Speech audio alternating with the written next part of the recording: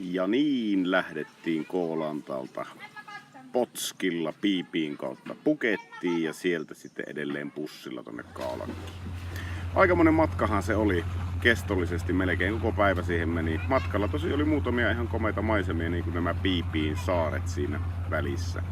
Laivamatka kesti 4 tuntia. Sitten oli vuorossa ehkä överein joulujuhla, missä on tullut koskaan oltua. Eli tämmönen sekoitus Thaimaata, Amerikkaa, Saksaa ja Ruotsia. Meidän valtavan resortin joulujuhla, johon hypättiin suoraan paikan päälle. Ei siinä mitään, hyvää ruokaa ja joulutunnelmaa tämmöisen thaimaalaiseen tapaan. Kaunis asettelu ruuissa ja arpajaisissa voitettiin kassi.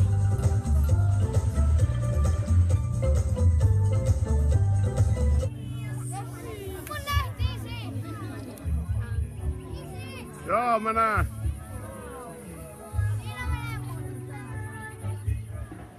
Ja ei enää sanakaan tsunamista ja Kaalakista samassa lauseessa. Onhan täällä ihan törkeä hienot rannat, todella vähän väkeä, ei ollenkaan kaupustelijoita, ei ollenkaan rantatuoleja.